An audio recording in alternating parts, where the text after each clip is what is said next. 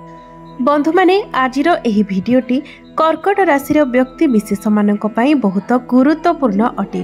कारण देवता मानकर गुरु देवगुरु बृहस्पति एवं सबुठारु शुभ माना जाउथिबा ग्रह देवगुरु बृहस्पति जहांक निकटरे सबुठारु अधिक दायित्व रही थाए एवं सबुठारु अधिक कारक तत्वर ग्रह देवगुरु बृहस्पति बकरी हेबा पाई जाउछंती।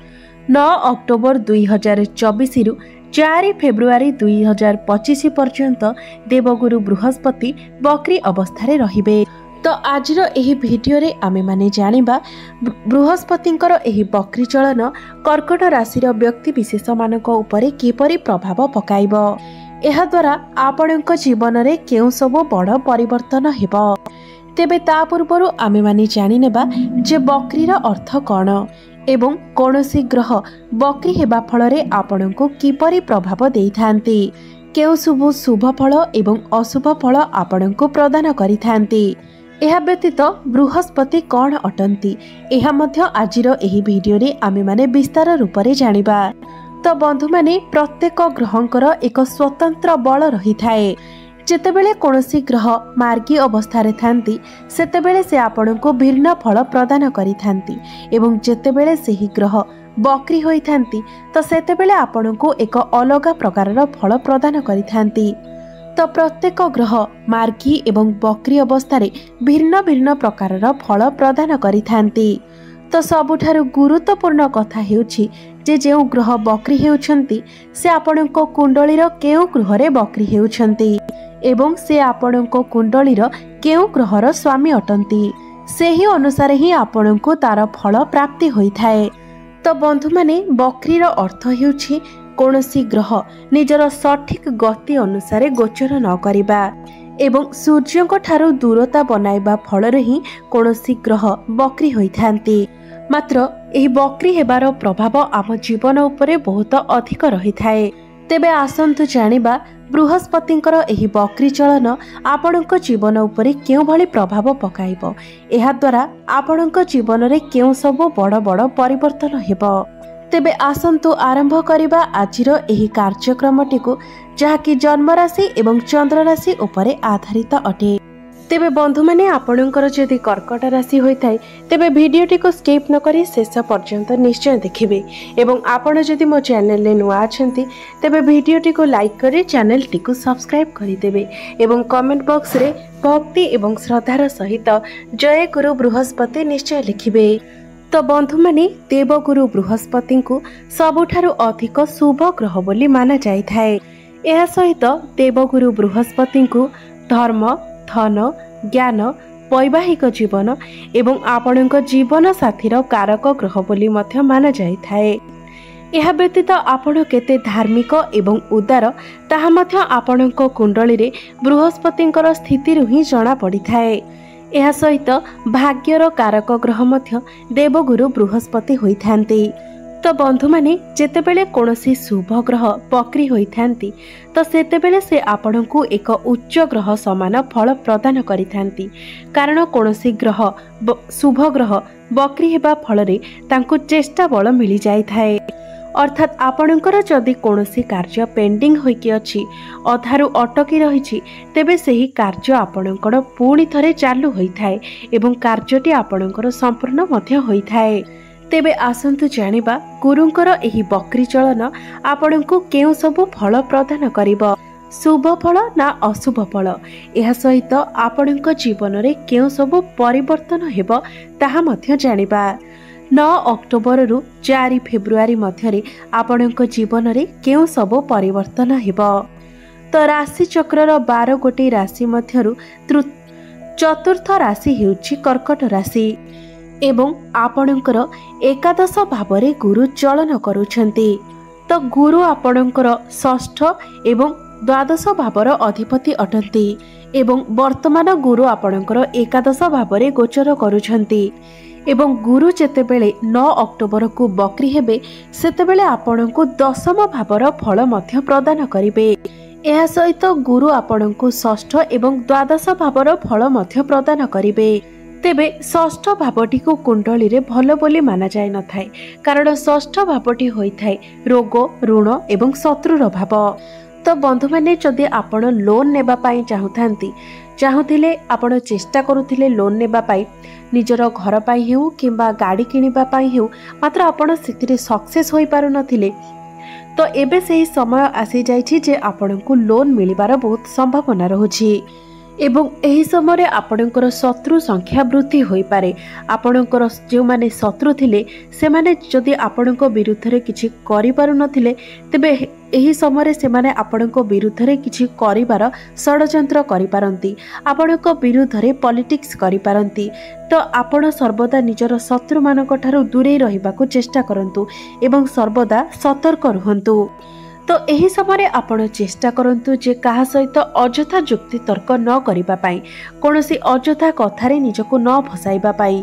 एमिति कि जदि कोनोसी व्यक्ति आपणक सहित आर्गुमेंट करिबा पाई चाहुचंती तो आपण सेथिरु दूरे रहिबा पाई चेष्टा करंतु कारण सेथिरु ही आपण असुविधा रे पड़ी पारंती एवं जो मानकर पेट जनित स्टमक सहित रिलेटेड किछि समस्या थिला तेबे ताहा वर्तमान आपणकर समाधान होई जिबार समय आसीछि। एही सब रोगरु आपणको वर्तमान मुक्ति मिलिबो। गुरु आपणको नवम भावर फल मध्य प्रदान करिवे। तो एही समय आपण निज घर परिवार रे कोनोसी धार्मिक कार्य करि पारंती यज्ञ होम इत्यादि करि पारंती। द्वितीय रे आपणकर नवम भावटी भाग्यर भाव होइथाए एहा सहित आपणकर पितांक भाव मध्य होइथाए। तो यह आपणक पितांक पई बहुत शुभ फल देव अर्थ जदि आपणकर पिता कोनोसी कार्य करुथिले मात्र सेथिरे सफल होई पारु नथिले से दुई पाद आगको बढ़िबा द्वारा दुई पाद पछकु चली आसुथिले एपरि जदि किछि समस्या आसुथिला तो वर्तमान आपणकर पिता सही कार्य रे सफल हेबे। गुरु बकरी हेबा फल रे यह आपणक पितांक पई बहुत शुभ फल प्रदान करिवो। जदि आपणकर पिता कोनोसी कार्य रे आगको बढ़िबा पई चाहुथिले तो वर्तमान ठारो से आगको ही बढ़िबे। वर्तमान गुरु जो बकरी हेउछंती से तांकर मित्र नक्षत्र रे ही बकरी हेउछंती कृतिका रोहिणी एवं मृगशिरा नक्षत्र रे बृहस्पति बकरी हेउछंती जाके आपणको अत्यंत शुभ फल प्रदान करिवो। तो बंधु माने नवम भावटी आपणकर भाग्यर भाव होइथाए। तो आपण जदि एही समय स्पोर्ट्स कोनोसी गवर्नमेंट जॉब किंबा हायर एजुकेशन करबा पाई चाहुथिले तो एही समय आपणको सेथिरे शुभ फल मिलिबो। जदि आपण कोनोसी हायर एजुकेशन पाई एडमिशन नेबा पाई चाहुचंती तो आपणको एडमिशन मध्य मिलि जिवो एवं जदि आपण गवर्नमेंट जॉब पाई कोनोसी एग्जाम दैथिले तो सेथिरे मध्य आपणको शुभ फल मिलिबो। तो आपणको भाग्य रे परिवर्तन आसीबो आपणको आपणको भाग्यर साथ मिलिबो। गृह रे शुभ मांगलिक कार्य हेबो। जदि ट्रेडिंग शेयर मार्केट किंबा कोनोसी प्रॉपर्टी रे आपण फेल मारुथिले सक्सेस होई पारुनथिले तो एबे आपण निश्चित भाबरे सेथिरे सक्सेस हेबे। बंधु माने बकरी गुरुंकर दृष्टि आपणकर पंचम भाव उपरे रहिबो एवं पंचम भावटी को आपणकर संतानर भाव बोली माना जाय थाए। तो जेतेबेले गुरु आपणकर पंचम भाव को बकरी दृष्टि रे देखिबे जो माने संतान को नेकी चिंतित थिले सेमाननको पाई समय शुभ हेबाको जाउछि। आपण जदि संतान पाई इच्छुक थिले तो एही समय आपणको संतान प्राप्ति हेबार योग बनुछि मात्र केवल एतिकी नेगेटिव रहउछि जे रोग ऋण शत्रु एही तीनोटी जिनिस ठारो आपण सतर्क रहिबा पाई चेष्टा करंतु एवं एसबु उपरे आपण विशेष ध्यान दियंतु। अर्थात एही समय आपण जेते मात्रा रे पारिबे ऋण करज ठारू दूरे रहिबा पाई चेष्टा करंतु कोर्ट कचेरी मामला ठारू दूरे रहिबाकू चेष्टा करंतु इलीगल काम ठारू मध्य दूरे रहंतु। गुरु आपणकर लाभ स्थान रे बकरी हेउछंती तो आपणकर धन क्यारियर एवं आपणकर भाग्य एसबुर संपूर्ण रूप से साथ आपणको मिलिबो कारण जेहेतु गुरु आपणकर लाभ स्थान रे बकरी हेउछंती। गुरु जेतेबेले बकरी हेबे तो सेतेबेले तांकु चेष्टा बल मिली जिवो एवं एसबुरे आपणको बहुत अधिक उन्नति मध्य हेबो। तो जेतेबेले गुरु बकरी हेबे आपणकर क्यारियर धन आपणकर भाग्य आपणकर उच्च शिक्षा ए सबुथिरे आपणको शुभ फल मिलिबो मात्र आपण केवल रोग ऋण शत्रु एही तीनोटी जिनिस ठारू सावधानता अवलंबन करिवे। बकरी गुरुंकर दृष्टि आपणकर सप्तम भाव एवं तृतीय भाव उपरे मध्य रहुछि। तो आपण जदि बहुत दिन धरि केवाड़े ट्रावेल करबा पई भाबुथिले कौन सी कार्य को लेकिन कि निजर बंधु बांधव को लेकिन ट्रावेल करने चाहूले तो 9 अक्टोबर रु 4 फेब्रुआरी मध्य आपणकर ट्रावेल हेबार बहुत संभावना रहुछि एवं हठात करी आपण को एपरी किछि स्थान को जीवाक पड़िबो जहा विषय आपण पूर्वरु कोनोसी प्लानिंग मध्य करि नथिबे एवं सप्तम भाव उपरे बकरी गुरुंकर दृष्टि पड़िबा अर्थ आपण निजर लाइफ पार्टनर को लेकिन किछि प्लानिंग करि पारंती तांको सहित किछि डील करि पारंती। तेबे आपणकर राशि आधार रे यह हेउछि गुरुकर बकरी हेबार फलाफल। आपणको केउ सबु शुभ फल एवं केउ सबु अशुभ फल मिलिबो ताहा तो आपण विस्तार रूप रे जानिले। एबे आसंतु जानि नेबा किछि प्रतिकार विषय रे जे प्रतिकार गुडिक करिबा द्वारा जहा भी किछि असुविधा रहुछि समस्या रहुछि ताहा आपणकर दूर होई पारिबो। तो सर्वप्रथमे आपण प्रत्येक दिन चंद्रमाकर बीज मंत्रर जप करंतु। ओम श्रां श्रीं श्रों सह चंद्रमस्य नमः। एही मंत्र को आपण प्रत्येक दिन सूर्यास्त परे 108 थर जप करंतु। यह व्यतीत आपण प्रत्येक दिन हनुमान चालीसार पाठ करने सहित प्रत्येक दिन आपण उदित सूर्य को तंबा पात्र रे जलार्घ्य अर्पण करंतु एवं आपण प्रत्येक दिन महादेवंकर पूजा मध्य करंतु। आपणकर जीवन मंगलमय हो यही ईश्वरଙ୍କ निकटरे मोर प्रार्थना। धन्यवाद।